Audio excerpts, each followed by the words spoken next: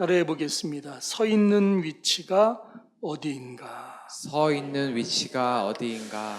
우리는 살아가면서 우연처럼 찾아오지만 우리 인생의 운명과 필연처럼 우리 삶을 움직이는 그런 만남, 시간, 환경이 있습니다.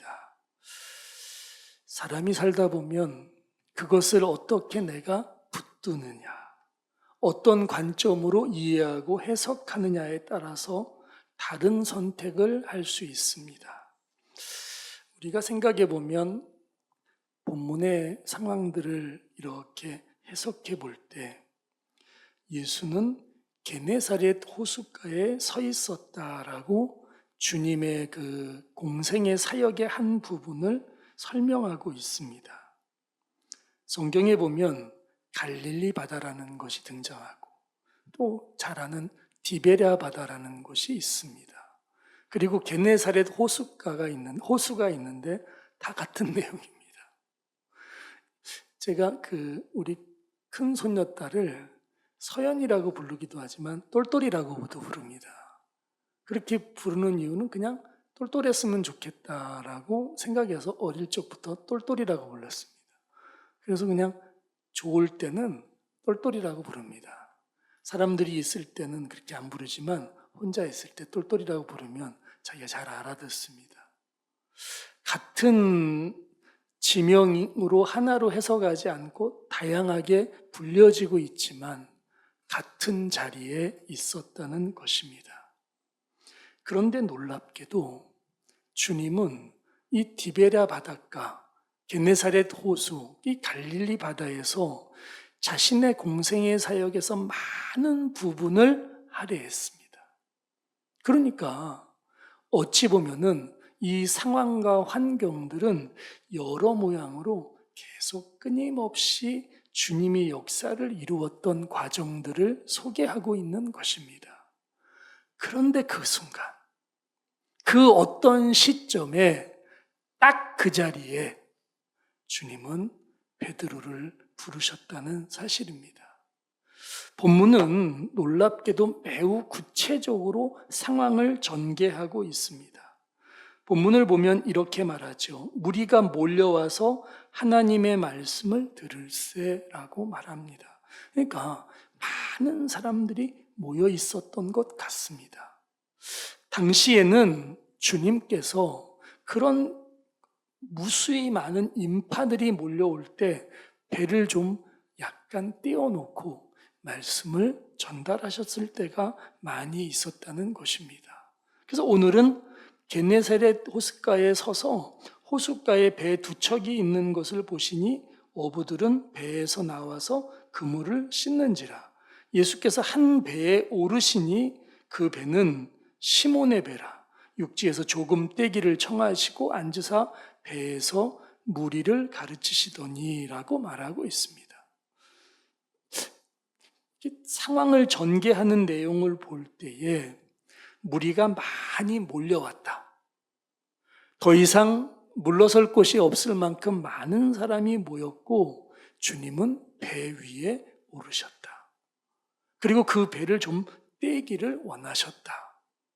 왜냐하면 그렇게 함으로 인해서 말씀을 듣는 청중과 주님과의 관계를 딱 형성해 놓고 있었다는 것입니다. 그런데 그 다음 말씀이 놀랍습니다. 말씀을 마치시고 시몬에게 이르시되 깊은 데로 가서 그물을 내려 고기를 잡으라. 시몬이 대답하여 이르되 선생님, 우리들이 밤이 새도록 수고하였으되 잡은 것이 없지만은 말씀에 의지하여 내가 그물을 내리리이다 하고라고 말하고 있습니다. 이들의 행동은 2절의 말씀에 이렇게 설명하고 있지 않습니까? 어부들은 배에서 나와서 그물을 씻는지라.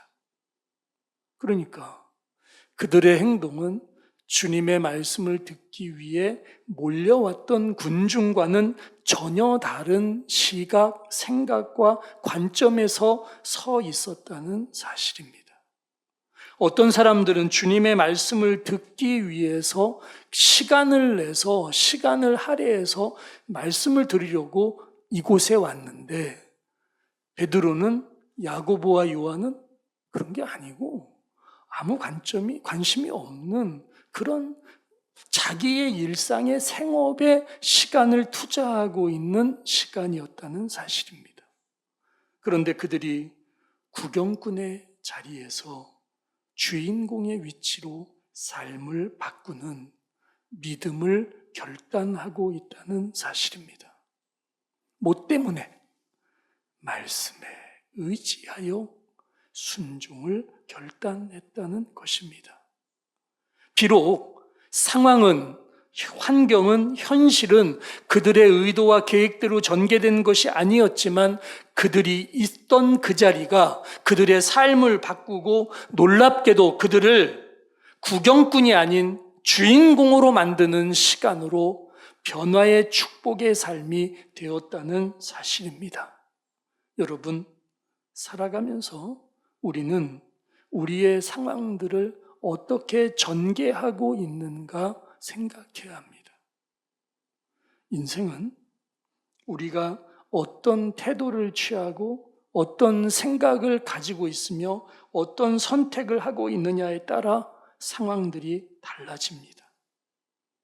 무수히 많은 군중들이 지금 주님의 말씀을 듣기 위해서 자신들의 의지를 가지고 나왔다면 그거와는 별개로 아무 상관없이 어부의 역할을 감당하다가 그물을 싣고 있는 베드로는 전혀 다른 시간이었음에도 불구하고 그는 지금 말씀에 의지하여 그물을 내리겠다고 깊은 데로 나아가고 있는 것입니다. 여러분, 신앙은 어떤 것입니까? 공감이나 이해를 위한 과정이 아니라는 것입니다. 신앙은 철저하게 변화와 승리의 결실, 그 하나님의 영광만을 나타내는 것이 신앙입니다. 세상은 항상 납득할 수 있는 부분을 수용하고 그 부분을 이해하고 그 부분에 대해서 내 삶이 공감을 표시할 수 있습니다. 우리 딸들 중에는 제가 이렇게 페이스북에다가 좋아요 누르는 거를 그거 왜 누르냐 그러더라고요. 제가 그래요. 그냥 내가 누르고 싶어서 누른다고. 이거 잘 모르면서도 막 눌러주면 어떻게 해서 모르거나 말거나 그냥 내 맘이라고 이렇게 얘기합니다. 제가 공감이라는 차원은 이 정도의 표시입니다. 그 공감은 내가 저 사람을 알고 특별하게 문제가 없으면 그래 잘하면 된다라고 말할 수 있는 기준을 경계를 가지고 공감을 하는 것입니다. 그런데 삶을 바꾸는 변화는 다른 것입니다. 내 삶에 분명한 확신이 아니면 내 삶에 분명한 믿음의 그 신뢰가 아니면 어떤 방향도 바꿀 수 없습니다. 그게 변화입니다. 베드로는 지금 좋은 말을 들었다. 피곤하고 힘들었는데 위로가 됐다. 이런 차원이 아니었다는 것입니다. 그 말씀에 의지해서 그들이 가지고 있었던 기준, 삶의 상식을 뛰어넘어서 오히려 깊은 데로 가서 그물을 내리라는 주님의 말씀 앞에 순종했다는 것입니다. 변화는 무엇입니까? 말씀의 확신을 중심으로 인생을 다시 설계하고 진행하는 결단이라는 것입니다. 그런데 그거는 내가 그 시점을 어떻게 받아들이느냐에 따라 달라지는 것입니다. 주님, 다음 날 제가 나가서 깊은 데 가서 그물을 던지겠습니다. 오늘은 다 마무리했으니 피곤하고 힘들고 다 정리됐으니 다음에 하겠습니다. 이렇게 하면 역사의 변화는 없는 것입니다. 그 자리는 어떤 것이냐면 내가 가지고 있는 삶의 상식을 그 한계를 뛰어넘어서 주님이 원하시는 삶의 방향으로 인생의 모든 것들을 결정하고 결단하는 것이 변화인 것입니다. 베드로는 말씀을 들은 것에 머무르지 않고 그 말씀에 의지해서 그물을 던지고 그의 선택과 결단은 전혀 생각하지 못했던 삶의 결과를 만들어내는데 놀랍게도 그 자리는 확신, 긍정의 마음이 아니고서는 불가능했다는 것입니다. 6절의 말씀을 보십시오. 그렇게 하니 고기를 잡은 것이 심이 많아 그물이 찢어지는지. 놀랍지 않습니까? 신앙은 단순히 우리가 갖고 있는 기대와 바람을 충족시키는 과정이 아니라는 것입니다. 믿음의 삶에서 신앙의 경계를 세울 때 우리가 항상 잊지 말아야 될 것은 내가 어떤 마음과 어떠한 삶의 의식을 가지고 주님의 말씀에 순종하고 있느냐에 따라서 삶이 달라진다는 것입니다. 예전에는 우리 목사님들이 비유를 많이 했는데 이게 종직글은 무슨 대야 이런 걸 말하고 그랬는데 제가 목회하면서 생각해 보니까 그릇이 작으면 담아내는 한계는 분명 작습니다. 수준이 낮으면 바라보는 태도와 자세가 다릅니다. 믿음의 삶의 크기가 왜 중요한지 생각해 보면 우리의 삶을 움직이는 삶의 기능이 달라지는 것입니다. 지금 이제 음향 공사를 위해서 막 하는데 보면은 같은 이렇게 뚜껑은 똑같은데 안에 내용이 좀 다른 게 있어요. 요즘으로 말하면 스피커가 겉 모양의 뚜껑은 똑같은데 그 출력이 다르대요. 그래서 비용이 달라집니다. 어떤 거는 얼마만큼의 출력을 나타내고 어떤 거는 얼마만큼의 출력을 나타내는데 그 기대치가 상상을 뛰어넘습니다. 제가 볼 땐 그 소리나 똑같을 거예요. 그런데 예전에 제가 목회 처음 할 때는 대체적으로 제가 이렇게 얘기하는 거예요. 목회할 때 처음에는 뭐라고 말했냐면 목사님 이게 와트수가 200와트입니다. 좋은 겁니다. 그랬어요. 좀 지나더니 300와트는 굉장히 목사님 짱짱하다고 그랬어요. 그리고 그 다음에는 500와트가 돼서 내가 이게 도대체 무슨 차이가 있을까 생각을 하는데 34년 전 목회할 때는 200와트는 굉장히 좋은 것 같고 한 25년 전 목회할 때 300와트면 거대했고 그랬어요 다. 메이커 300와트면요 목사님 이거는 이랬어요 다. 제가 평수를 얘기하지 않는 이유는 어마어마한 평수를 얘기하면서 300와트를 얘기했는데 지금 요즘에 보니까 다 500와트 이상 되더라고요. 근데 그게 출력이 떨어지니 성능이 안 좋다니 말하면 제가 참 도대체 어디까지 얘기를 해야 답이 나올지 제 목소리는 내가 볼 때 200와트도 괜찮아요. 시끄러워 내가 볼 때.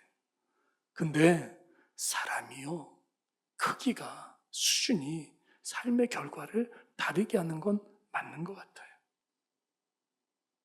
어떻게 만들어가느냐, 어떻게 삶을 이해하고 있느냐에 따라서 삶의 판단이 달라집니다. 일상이라는 것, 작은 일에 만족하며 감사하며 소중하게 자기의 삶을 이렇게 만들어갈 수도 있습니다. 그러나 역사는 전혀 다릅니다.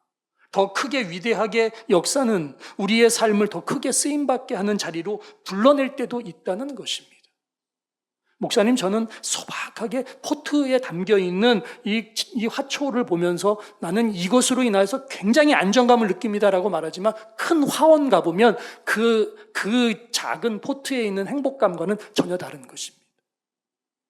인생의 크기를 결정할 때, 삶의 수준을 결정할 때 우리는 무엇보다 우리의 관점이 아닌 주님의 관점을 이해해야 합니다. 그 다음에 답변이 그렇게 설명하고 있습니다. 8절의 답변입니다. 시몬 베드로가 이를 보고 예수의 무릎 아래에 엎드려 이르되 주여 나를 떠나소서 나는 죄인이로소이다 하니 이는 자기 및 자기와 함께 있는 모든 사람이 고기 잡힌 것으로 말미암아 놀라고 세베대의 아들로서 시몬의 동업자인 야고보와 요한도 놀랐습니다. 예수께서 시몬에게 이르시되 무서워하지 말라 이제 후로는 네가 사람을 취하리라 하시니 그들이 배들을 육지에 대고 모든 것을 버려두고 예수를 따르니라. 여러분, 본문은 어떤 관점으로 우리가 이해하느냐에 따라서 전혀 다른 결과를 해석을 나올 수 있습니다. 배에 가득 잠겼던 그 물고기를 그들은 모든 것을 버려두고 주님을 따랐다고 말합니다. 그러니 주님을 따르는 삶의 관점은 세상의 가치와 삶의 행복을 버리는 것이다, 이렇게 이해할 수도 있을 것입니다. 그러나 본문은 무엇보다 그 앞의 말씀에 주목해야 합니다. 이제 후로는 네가 사람을 취하리라. 관점이 달라집니다. 생각의 크기를 바꾸어야 합니다. 받아들이는 수준을 크게 해야 합니다. 그리고 이해하는 삶의 분량도 달라져야 합니다. 그들은 고기가 잡힌 것에 대해 두려워하고 무서워하고 있습니다. 그런데 주님은 말합니다. 이제 후로는 너희들은 사람을 취하는 자리에 있을 것이다. 어부로서 고기를 많이 잡는 만족도 중요했는데 그들은 지금 그걸 버려두고 주님을 따라갈 만큼 더 큰 삶의 가치와 삶의 크기를 경험했다는 것입니다. 여러분, 그러니 너무 소박하게 삶을 사는 것이 꼭 인생의 전부인 양 설명하지 마십시오. 세상은 얼마나 많이 발전해 가고 있습니까? 세상은 지금 얼마나 많은 변화를 이루고 있습니까? 그런데 우리의 의식은 어떻습니까? 늘 어제의 생각 속에 사로잡혀 있는 경우가 많이 있지 않습니까? 예전에는 불철주야 이런 표현을 썼는데 요즘에는 4.5일 놀아야 된다고. 인생을 기초를 든든하게 세우지 않으면 어떤 결실도 이룰 수 없다는 삶의 기본적 원리를 잊지 말아야 합니다. 신앙은 기초공사를 어떻게 하고 있느냐에 따라서 그 사람의 크기가 결정되고 있는 것입니다.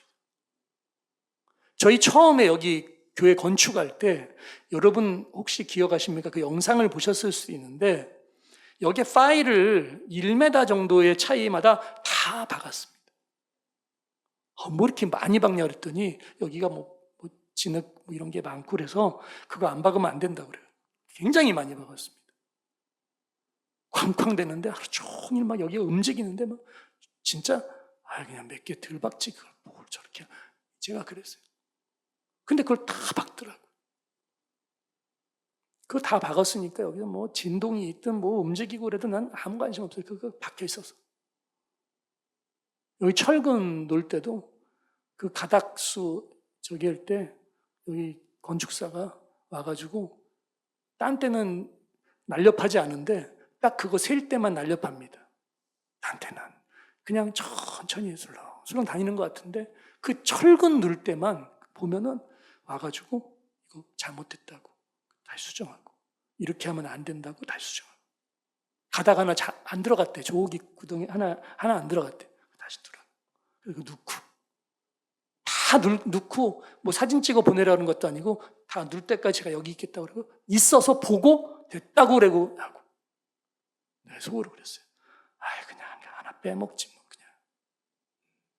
그랬으면 어디 건설에서처럼 없는 철근 그냥 해갖고 할 텐데. 그런데 그렇게 하더라고요. 삶이라는 게 그런 거예요. 우리의 기초 작업을 어떻게 하고 있는가? 우리가 어떤 삶의 기초를 내가 놓고 있는가? 그것이 내 인생을 만들어가는 기초공사고 이미 그 다음 결정될 거는 다 정해진 거예요. 많이 쌓으면 분명히 넘어집니다. 기초가 탄탄하지 않으니까. 그 기초만 봐도 건물의 높이를 가늠할 수 있는 것입니다. 우리의 신앙의 기초공사의 깊이가 건물의 크기를 결정하는 것처럼 어찌 보면 우리 인생에도 똑같은 것입니다. 그런 여러분은 어떻게 살아가겠습니까? 삶의 환경에서 오늘의 삶을 세워가시는 하나님 앞에 여러분의 지금의 신앙적 기초공사는 어떻게 만들어가고 있습니까? 얼마나 많은 지금 고기를 잡았습니까? 그물이 찢어지는 것처럼 2배를 가득 채웠는데 그놈의 걸 다 버려두고 예수를 따르겠다라고 결단하고 있다는 이들의 신앙의 결단은 무엇입니까? 물고기가 가치가 없는 것입니까? 아니죠. 삶을 어떻게 확장해 가는가를 이미 베드로와 야고보와 요한이 보여주고 있는 것입니다. 여러분, 딱 한 번 사는 세상, 여러분의 신앙의 크기와 수준은 좀 달라지기를 소원합니다. 마지못해 인생을 소극적으로 끌려가며 사는 것이 아니라 여러분의 인생 앞에 주어진 시간들을 어떻게 만들어갈 것인가에 대한 신앙의 그 어떤 결단이 필요하지 않습니까? 확신이 없으면 반응은 결국 뒤틀릴 수밖에 없습니다. 삶이라는 게 꼭 그런 것 같아요. 들리는 소리가 맨날 어떤 걸 듣느냐, 그걸 결정나는 거예요. 근데 사람이 그렇잖아요. 나쁜 소리 한번 들으면 처음에는 안 그런데 자꾸 듣잖아요. 그럼 계속 나쁜 소리 들려. 계속 인생 그런 것 같아요. 그래서 결국에는 그것이 내 인생을 흔들고 상처받게 하고 작은 움직임에도 결국 내가 쓰러지게 만드는 것입니다. 그러면 흔들리지 않으려면 어떻게 해야 되겠어요? 내 삶의 기초를 튼튼히 해야 하는 것입니다. 내가 지금 무엇을 생각하고 있는지, 주님을 향한 어떤 태도를 갖고 있는지, 주님에 대한 확신은 어떻게 지금 내가 유지하고 있는지, 그것을 점검할 필요성이 있다는 것입니다. 세상이 다 어렵다고 말하고 환경이 그냥 고통이라고 말하는 그런 부정적인 반응에 여러분의 시간을 허비하지 마십시오. 인생 앞에 그 어떤 환경에도 역사는 주님의 손에 붙잡힐 때 달라지는 것입니다. 본문은 그렇게 말하고 있어요. 말씀에 의지하여 내가 그물을 내리겠습니다. 그랬더니 고기가 그물이 찢어질 만큼 잡히고, 그것보다 너는 이제부터는 사람을 취하는 자리에 있을 것이다 라고 말씀했더니 그 말씀에 아멘하며 그들은 모든 것을 버려두고 주님을 따랐다는 것입니다. 여러분, 사람이 살면서요, 인생을 어떻게 마주하고 있느냐에 따라서 삶은 다르게 나타날 것입니다. 오래 살고 싶으신 분이 있어요? 지긋지긋합니다. 그만 살고 싶다. 이렇게 하는 사람보다 제가 볼 때 대부분 오래 살고 싶을 거예요. 근데 오래 살고 싶으면 어떻게 해야 되는지 가르쳐 드릴게요. 일하는 사람이 그렇지 않은 사람보다 수명이 14년 정도 길다고 합니다. 그러니까 놀고 먹고 삶이 무기력해지고 의욕이 떨어지면 그만큼 오래 못 사는 거예요. 열심히 일하고 사는 게 좋은 거예요. 근데 세상은 막 자꾸 시작을 해내. 자꾸 놀자고 그러는데 이게 무슨 망조가 들은 건지. 여러분, 인생에 대해서 한번 생각해 보셨습니까? 제가 이 본문을 설교를 준비하면서 그런 생각해 봤어요. 일하는 사람의 장점이 뭘까? 딱 한 가지더라고요. 더 좋은 내일을 위해 달려가는 것입니다. 일하지 않는 사람은 항상 과거를 기억 삼아 살아가지만 일하는 사람은 항상 오늘과 내일을 바라보며 사는 것입니다. 그러니 긍정의 날개를 펴십시오. 더 꿈을 크게 갖고 주님이 역사를 만들어 가시는 그 축복의 자리에 여러분을 서게 하십시오. 그것도 구경꾼이 아니라 주인공으로 꼭 서서 승리하는 믿음의 삶을 여러분의 기업으로 누리시길 바랍니다. 기도합니다. 거룩하신 아버지 하나님, 소망을 하나님께 두고 사는 일에 게으르지 않게 하옵소서. 믿음의 여정에서 우리가 승리하게 하옵소서. 은혜 베풀어 주시길 소원하옵고 거룩하신 예수님의 이름으로 기도드립니다. 아멘.